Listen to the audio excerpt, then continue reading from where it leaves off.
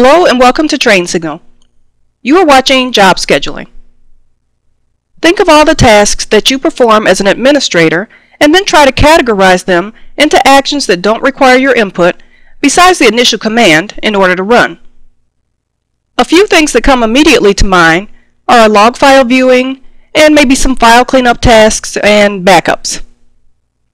And I'm betting that the number of administrators that wouldn't appreciate even the smallest amount of time savings from automating some of this work are few and far between. Luckily, Linux has a tool to help automate these functions called cron jobs, and in this lesson we'll review them. Cron jobs do have a limitation though. They won't run if the system isn't powered on. So we'll talk about another tool, anacron, which works alongside cron to check and execute cron periodically, ensuring that your cron jobs always execute. And finally, for those times when you want to run a job once at a specified time, we'll review the @ command. Let's take a look at cron on the next slide. The cron program is a daemon, and we learned that daemons hang out in the background and come to life when some action or event triggers it to do so. So once every minute, cron D awakens and checks the files in var spool cron and etccron.d along with the contents of etccron tab for any specified cron jobs. Cron is perfect for those jobs you need to run on a set schedule. The etccron tab file is used to configure what job should run. It checks the scripts in 4 directories: etccron.hourly, etccron.daily, etccron.weekly, and finally etccron.monthly. Anything found in these directories by cron is run according to the specified schedule, and that's hourly, daily, weekly, or monthly. You only need to create a script file and put it in the right directory. But if you need to run on another schedule outside of those indicated by these directories, you just need to create the text file and store it in etccron.d. There are 2 types of cron jobs: user and system. System cron jobs are created by root and used to perform system maintenance. There are several default cron jobs included with your distribution. One in particular is used to clean out the temp file directory, and that's /temp, and another performs log file rotation. The etccron tab file is composed of environment variable declarations followed by lines which outline all the cron jobs. The format is as follows: time, followed by the account name that's creating the cron job, followed by the command that needs to be executed. The first 5 fields are for time, in the order first of minute, which is expressed with the numbers 0 to 59. Then you have hour, expressed in the numbers 0 to 23. Then you have day of the month, numbered 1 through 31. The actual month, 1 through 12, and finally the day of the week, numbers 0 through 7, and 0 and 7 both represent Sunday. Other characters that you may see in the date fields include the asterisk, which as we know is the wildcard character, and this says match all occurrences. Then you have a comma, in which the comma separated list represents any of the values indicated. Then you may have a dash, which indicates a range. And finally, you could have the /, which represents what's called stepped values. So a /10 would mean every 10 minutes. And again, next you would have the account name, which could be root or could be a user's name. And then finally, you will have the command to run. Let's open a terminal window and view the contents of our etccron tab file. From our Applications menu, let's go to System Tools and Terminal. Now to view the copy of etccron tab, we're going to use the cat command, cat space etccron tab, and hit enter. What we see here is some environment variables at the top. We've got our default shell, we've got the default path, the default mail to user, and the default home directory. Then we've got some comments here which detail syntax and format. Noticeably absent are any cron jobs. If this were a live server environment, you'd probably have several entries here. Now let's view some of the other directories. Let's type in ls space /etc /cron.hourly and hit enter. We can see that we have one job here that's in the hourly category. Let's check out daily. Use our up arrow key. Let's backspace and type in daily and hit enter.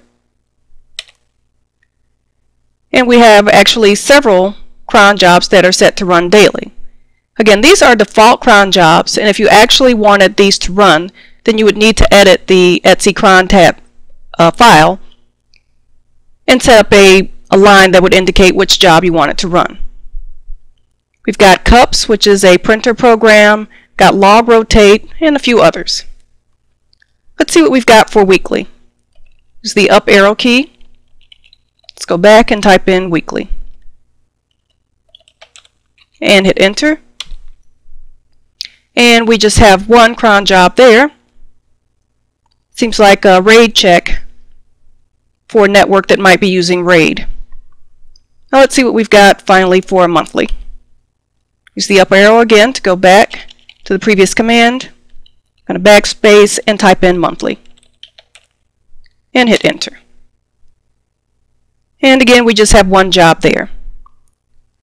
Let's take a look at the contents of that log rotate file just to get some examples of format. So let's type in cat space /etc cron, and we knew that was in daily. Here it is right here, cron.daily, and the name of the cron tab, which is log rotate, and hit enter. And we can see here again that the shell is set. Then we've got the program that needs to execute, which is log rotate, and then we're sending that to output, and we've got some if commands followed. So that gives you an idea of the syntax of a typical cron job. Okay, let's go back to the presentation and find out how to create our own cron jobs. Some administrators may be a little leery of allowing this, but again, individual users can create their own cron jobs. In order to create a cron job, users can use the cron tab utility. The command syntax is cron tab space options space file name. And the options are -u, which is used to indicate the user, -l, which can be used to display the current cron jobs, -r to remove a cron job, and -e to edit a current cron job. And it uses Vi as the default editor. -e is also used to create. As an alternative to this method, you can create the cron configuration file with cron tab -u space username space file name. To include environment variables, you simply use the variable equals value syntax that we saw in our etc cron tab file. So a typical command might read cron tab space -u space tsmith, who was our test user from our last lesson, space mycron, which is the name of the cron job. User cron jobs are stored in different directories than their system counterparts. Typical locations are var spool cron, var spool cron tabs, or var spool cron tabs. And of course, this is dependent upon your distribution. You can control access to cron by setting permissions like executable programs, but you can also use files to allow or disallow access, namely etc cron.allow and etc cron.deny. And those do exactly what the names indicate. Let's go to our terminal window and create our first cron job. First, let's clear our screen. Then let's type in cron tab, the utility to create a user cron job, space -e, which is to edit or create a new file. Go ahead and hit enter. And again, this will open up the VI editor that you should be pretty familiar with by now. And to enter insert mode, we use either the I or the A. So I just went ahead and hit the I. Now, using the format that we learned, I want to first type in the minutes. And I'm going to make it 45. For the hour, I'm going to use 13 or 1 o'clock, so this is 1:45.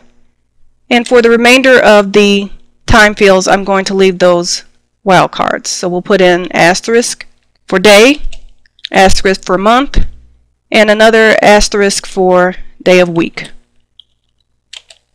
Then we're going to put in the command, and I'm just going to do a tar command, which will do a backup.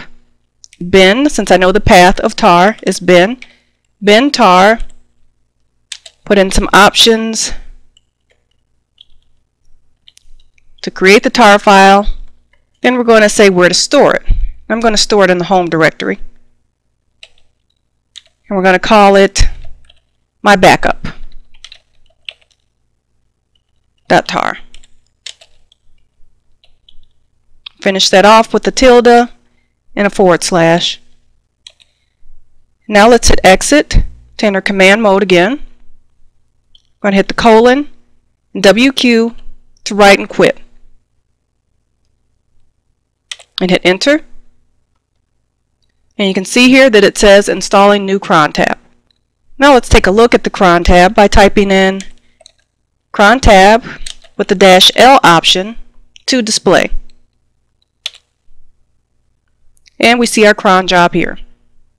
Again, at 1:45, it should go out and do a backup and store it in the file mybackup.tar.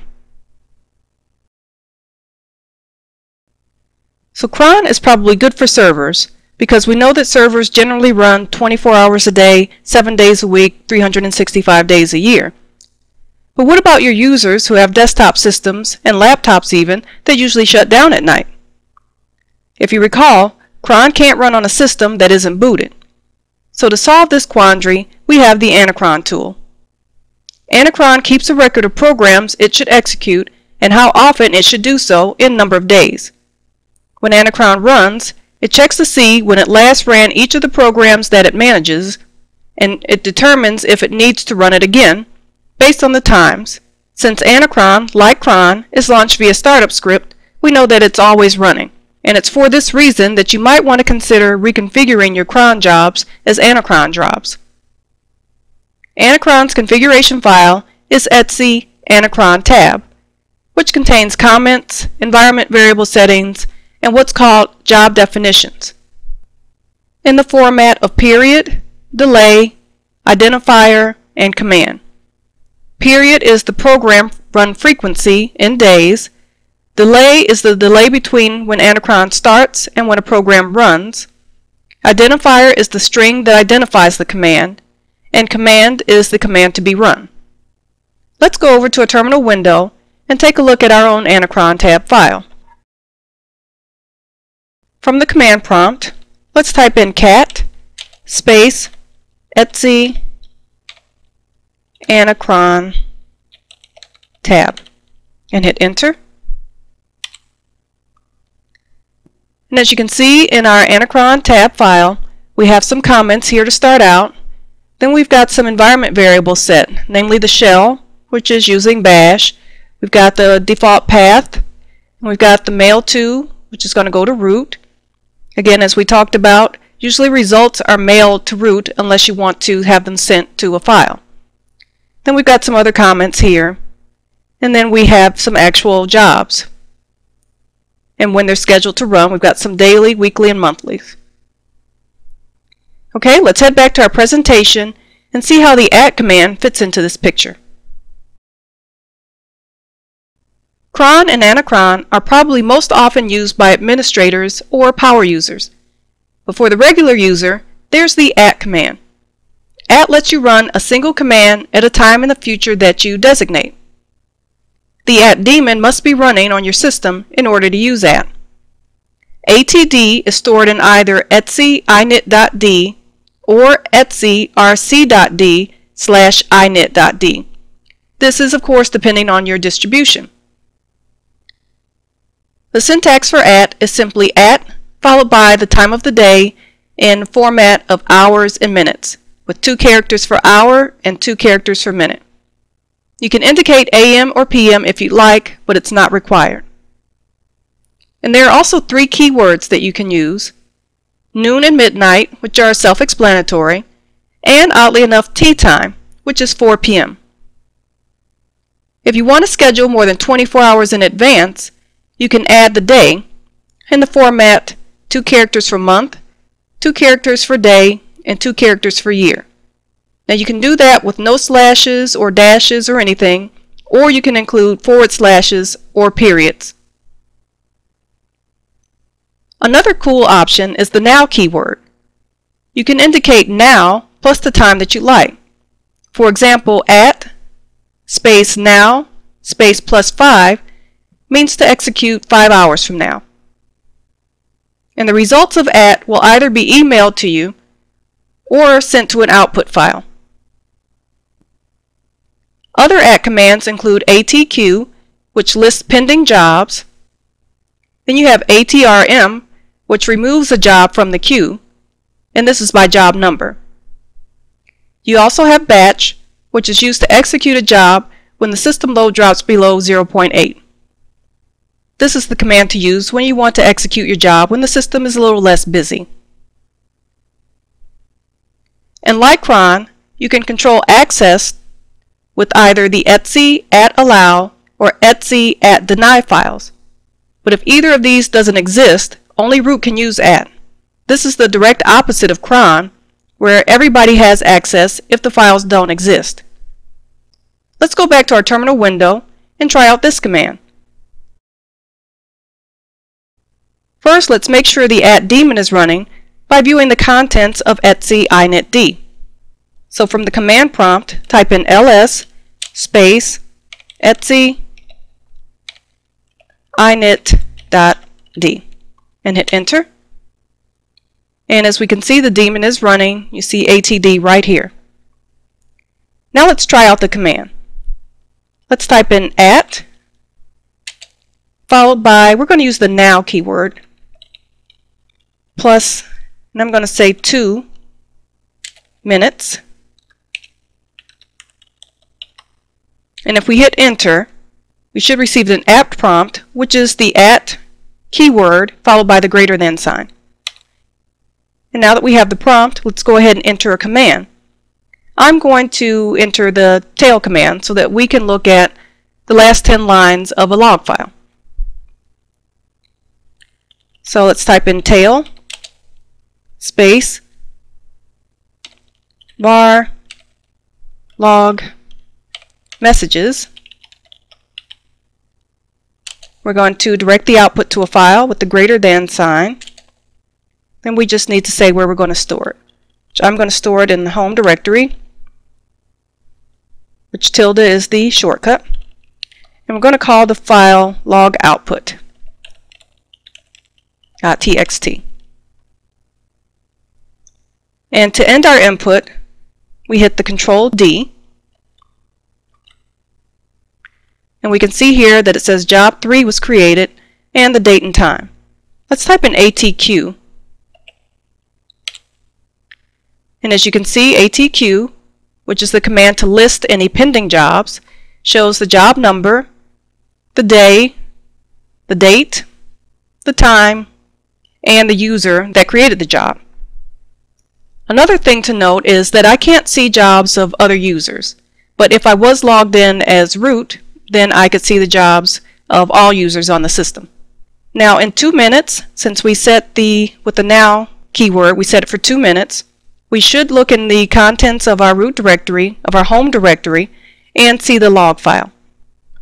First, let's type in ATQ and hit enter. And we can see that that job is no longer listed. But we do see that I have some mail that I need to check out, which I will do later. But what this tells us again is that the command executed, and if we look in the contents of our directory, we should see the file. So let's type in ls. And we do indeed have a file called logoutput.txt.